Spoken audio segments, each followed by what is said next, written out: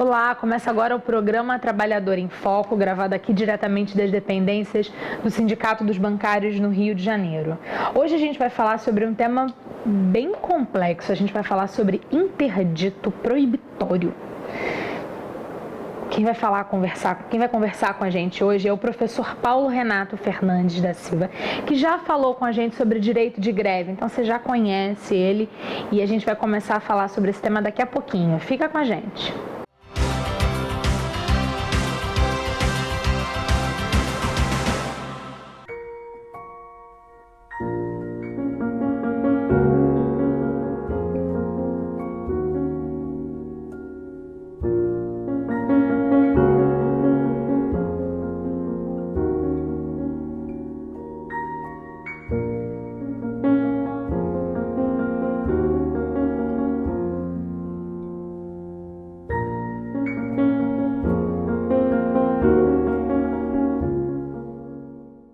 Agora, sua marca pode ser vista nas telonas. Anuncie no Cinemax. É a magia do cinema a serviço da sua marca. Contatos: cinemax@tvredepetrópolis.com.br ou ligue 2245-0840. Para mais informações, procure um de nossos gerentes Cinemax.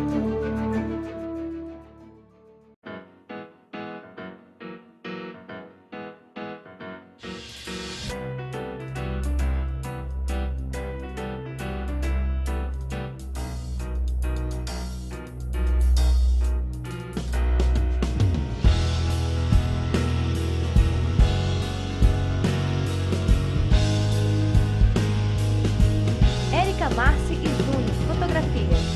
É melhor serem dois do que um.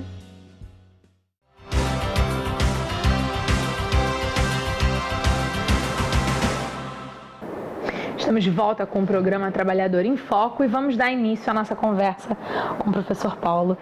Boa tarde, bem-vindo novamente ao programa. Obrigado pelo convite, um tema muito importante novamente, né? Com certeza. Vamos começar pelo básico, então. O que é interdito proibitório? Então, Carla, o interdito proibitório, ele é uma ação judicial de natureza preventiva, inibitória, pela qual o empregador, no nosso caso, das relações de trabalho, o empregador busca evitar que invadam sua posse. O interdito proibitório cabe como medida judicial voltada para a ameaça à posse. Né? Então, se você tem um bem, um imóvel, e alguém está ameaçando invadi-lo, você ingressa com uma ação, com uma medida judicial de protetiva, pedindo ao juiz, no nosso caso, o juiz do trabalho, que faça o quê? Que emita uma ordem, uma decisão judicial, que diga assim para os pretensos invasores: não invadam, e estabeleça uma sanção. Entendi. Isso é uma defesa indireta? É uma defesa, eu diria até direta, mas pode ser indireta também. É uma defesa, no caso patronal, contra essas medidas de ocupação. No caso, uma greve, na modalidade greve-ocupação, em que os trabalhadores se postam dentro da empresa, não querem sair da empresa, aí você tem uma situação. Outra situação, quando os trabalhadores turbam a posse, né? Tipo assim. O que é turbam a posse? Tipo assim, ameaçam a posse, mas de maneira assim mais efetiva. Então vou dar um exemplo aqui de um setor bancário. Os trabalhadores entram na agência, saem, né? Retiram a porta da agência, né? E ficam nessa situação. Eles não impedem, eles não afastam a posse do empregador, o que seria o caso de esbulho. Né? O que é o esbulho? O esbulho ocorre quando os trabalhadores invadem uma agência, por exemplo, e dali retiram o empregador. E aí eles tomam conta, se apossam daquela agência. Mal comparando, quando houve agora a greve dos professores e alguns professores ficaram dentro das escolas e dormiram, e depois foi uma ocupação pelos alunos, haveria, se a gente estivesse falando em escola particular, se os professores fizessem isso, caberia um interdito proibitório? Então, vamos lá. Na verdade, quando se fala de posse, nós temos 3 medidas, 3 ações, todas ligadas à posse. A primeira delas é a reintegração de posse.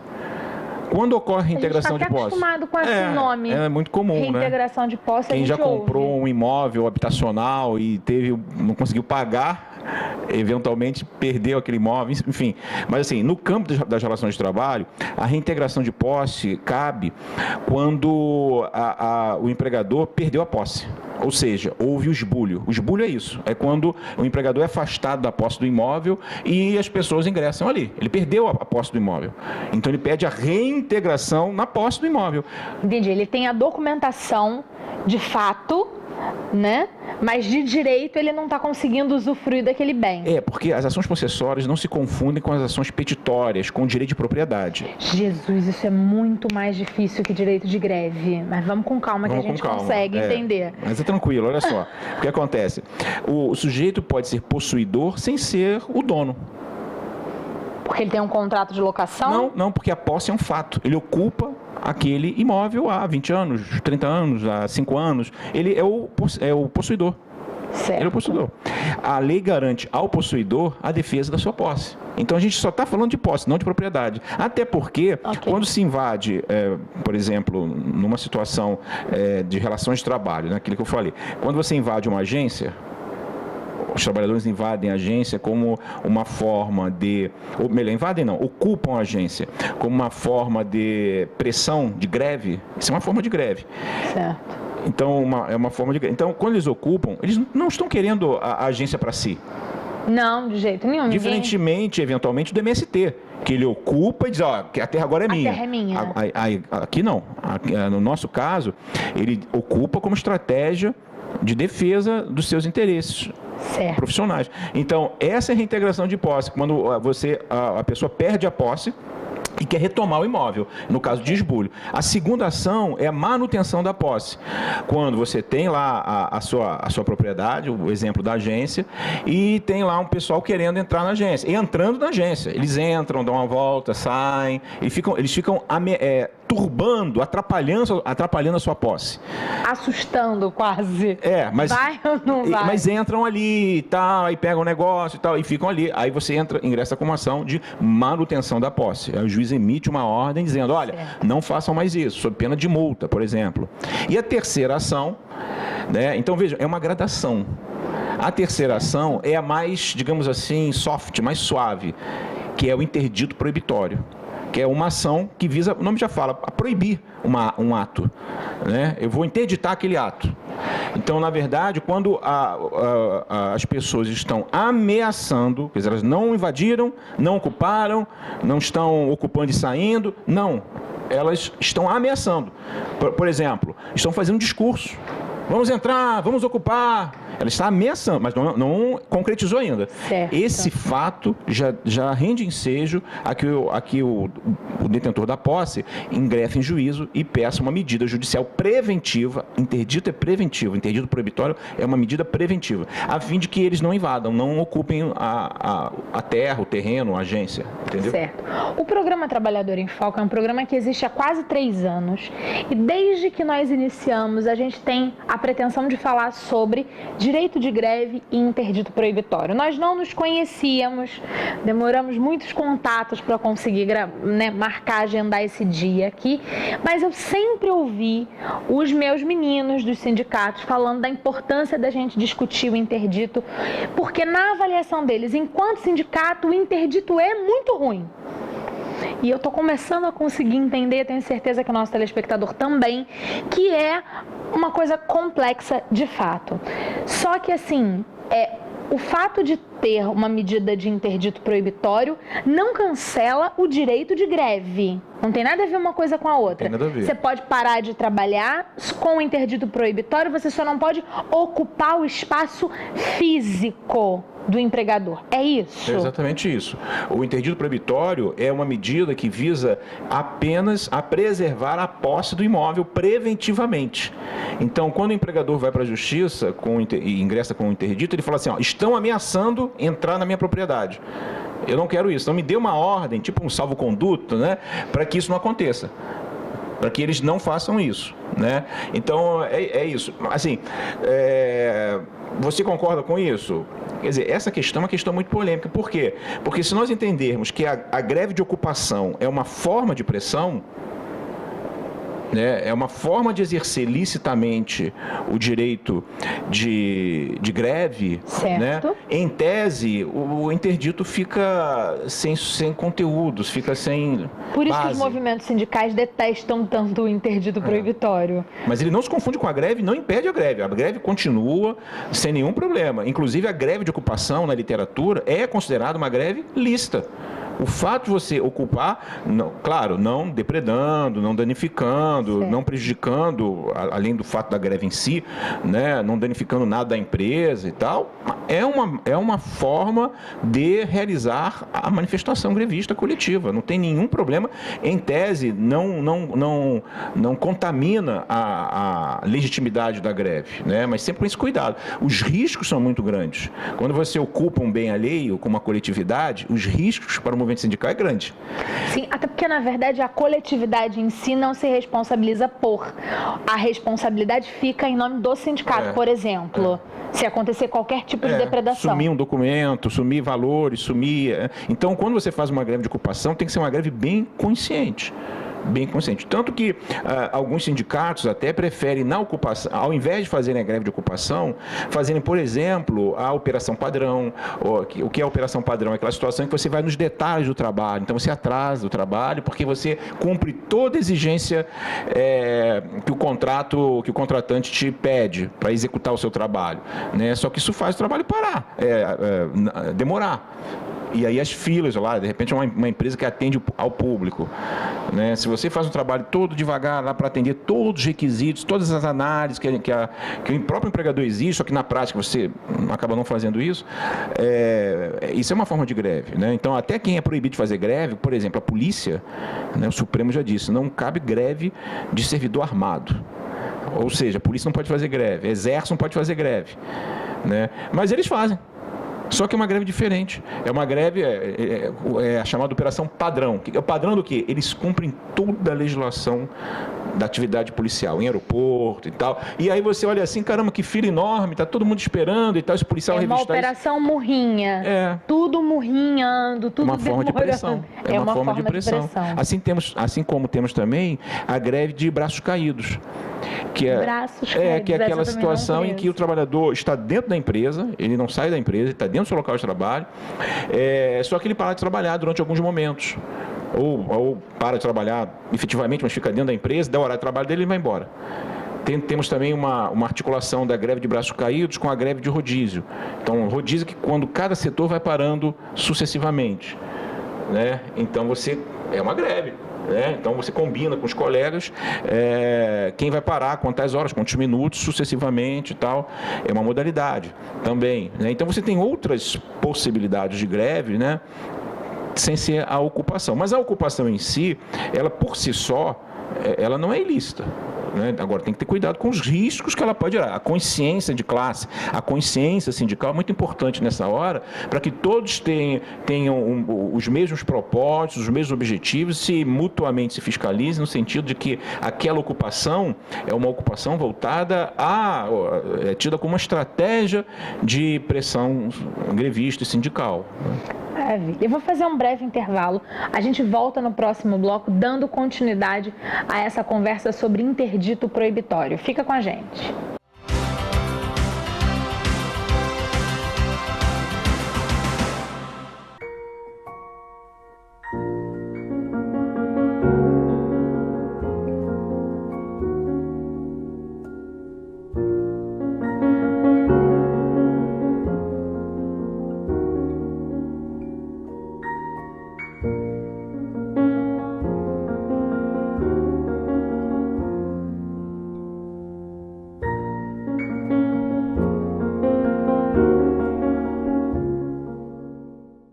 Agora, sua marca pode ser vista nas telonas. Anuncie no Cinemax. É a magia do cinema a serviço da sua marca. Contatos: cinemax@tvredepetrópolis.com.br ou ligue 2245-0840. Para mais informações, procure um de nossos gerentes Cinemax.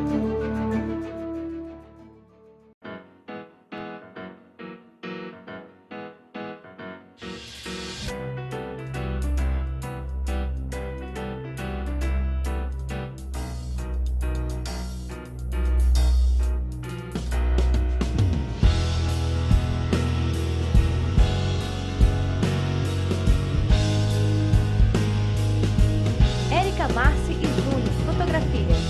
É melhor serem dois do que um.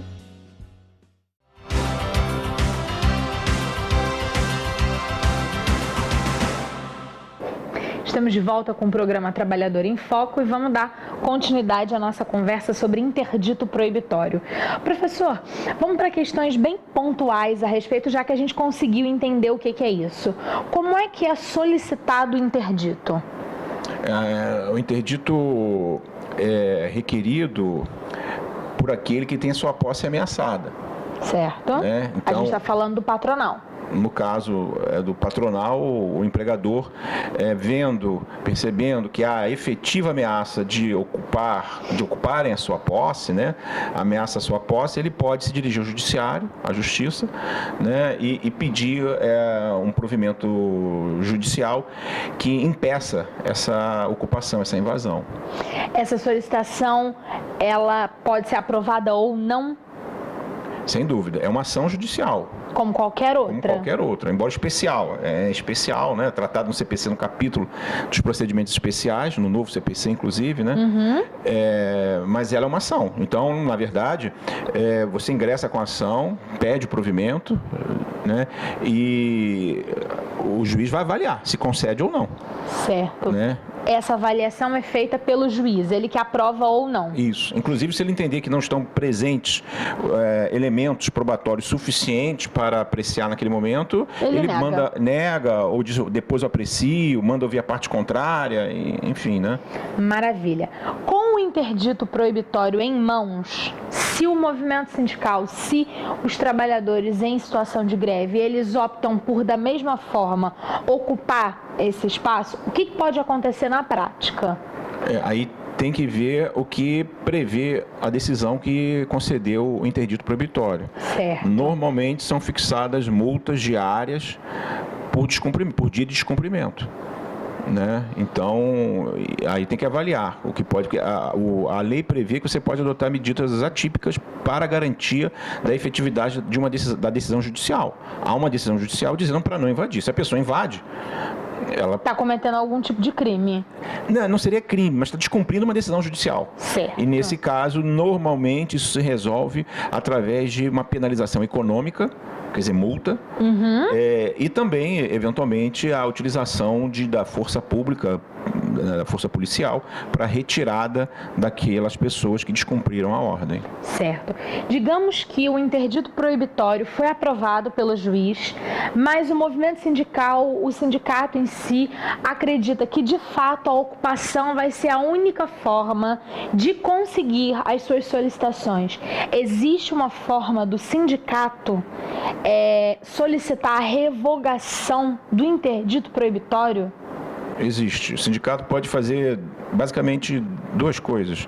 A primeira é recorrer dessa decisão. No caso, a competência para julgar o interdito proibitório, essa matéria já pacífica, tem até súmula vinculante do Supremo Tribunal Federal, se não me engano. O que é uma súmula vinculante? A súmula vinculante é uma jurisprudência pacífica, indiscutível do Supremo Tribunal Federal. Só o Supremo tem súmula vinculante. Jurisprudência na prática é quando, em algum momento da história do direito, já houve um caso e a gente pode usar esse caso como exemplo para conseguir alguma coisa que não necessariamente está escrito na lei, não é isso? É mais ou menos isso. É que eu adoro jurisprudência. Essa é uma coisa que me atrai pessoalmente. Existe uma jurisprudência lá no Cafundó do Judas. Aí você descobre a jurisprudência e resolve. Se você gosta de assistir seriado americano, sabe, daqueles com legenda, eles vivem na jurisprudência. E lá o sistema norte-americano, eles se baseiam muito no precedente. No precedente. Que é justamente, eu tenho uma queda por seriado, exatamente. Então. E é bom porque de vez em quando você aprende umas coisas básicas. Acho que é só entretenimento. Não, tem um contexto educacional interessante. E outra coisa, a interpretação do direito não é prerrogativa do Supremo nem dos advogados. Toda a sociedade, todo cidadão tem o direito e até, às vezes, o dever, mas o direito de interpretar a lei. Né? Isso é muito importante porque isso diz respeito à própria democracia. Porque criou-se um código secreto quase, no sentido de que o mundo do direito é só dos advogados, juízes. Não é. A sociedade, as sociedades civilizadas, mais avançadas e tudo mais, tem muito presente nas suas vidas, na sua vida, a questão dos seus direitos, das suas liberdades públicas, dos seus direitos fundamentais. Isso está na boca do povo, né? Isso está nos currículos escolares, para que você forme cidadãos. As pessoas sem cidadania são aquelas despojadas de direitos. Né? Isso é muito importante. É muito bom a gente entender. Então, voltando lá, existe forma de revogar o interdito. São duas. A primeira é essa, de você recorrer, mas como dizia, na Justiça do Trabalho, essa decisão você não tem recurso para atacá-la imediatamente. O caminho na Justiça do Trabalho é a impetração do mandado de segurança para cassar essa ordem. Nossa. Ou seja, você ingressa com mandado de segurança, impetra o mandado de segurança no tribunal para cassar aquela medida do juiz concessor do interdito, podendo utilizar como argumento justamente o fato de que a ocupação em si não ameaça a propriedade, embora a posse não tenha a ver com a propriedade, mas não ameaça a propriedade.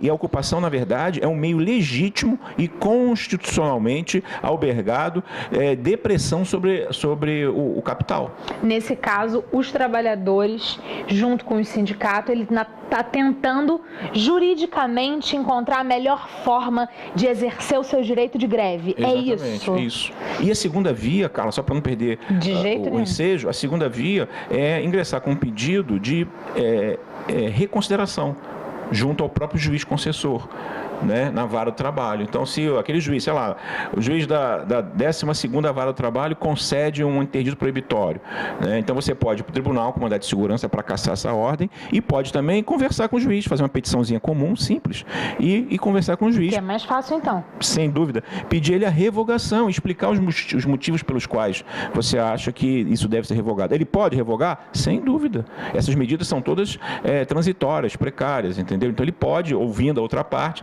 revogar o interdito. Maravilha. Professor, eu acho que deu para a gente conseguir entender o que é isso, quais formas, o que acontece, como é que deve ser feito, mas de qualquer forma, existe alguma pontuação que o senhor acha que é relevante ainda colocar nesse finalzinho de programa? Eu acho que é muito importante, em sede desse tema de interdito proibitório, que os sindicatos desenvolvam uma cultura junto aos seus trabalhadores, junto à base, no sentido de esclarecer, de instruir os trabalhadores do significado do direito de greve, dos poderes, dos deveres, né, dos balizamentos desse direito de greve. Porque, no senso comum, as pessoas não sabem muito bem o que podem e o que não podem fazer, né? Isso é muito ruim, porque você fica aquela tal história da música, né? No caos ninguém é cidadão. Aqui é mais ou menos a mesma coisa, né? Se o cara não sabe quais são os direitos dele, as obrigações, ele fica meio que vulnerável, né? Assim, a ideias não tão boas. E quando você exerce, você conhece os seus direitos, você sabe o que você pode fazer, qual a sua missão sindical ali, se você pode ocupar ou não pode, se ocupar, qual o seu discurso, quais são os seus direitos, suas obrigações, você se torna um cidadão consciente, né? E aí um grevista consciente, por conseguinte, uma categoria mais forte, mais sólida, mais ciente e consciente dos seus desígnios. E é isso que eu espero que ocorra e aconteça no nosso país. Maravilha. Professor, muito agradecida mais uma vez, né, por ter disponibilizado o seu tempo para o nosso programa. Foi um grande prazer. Espero que em breve a gente discuta outros temas, porque, na verdade, para um apresentador de TV é muito bom quando a gente consegue discutir, conversar e levar um conteúdo todo telespectador consegue entender. Muito agradecida de verdade. Obrigado. Obrigada a você que ficou com a gente. A gente volta na próxima semana com outro programa, sempre pensando no dia a dia de todos nós trabalhadores. Muito obrigada e até lá.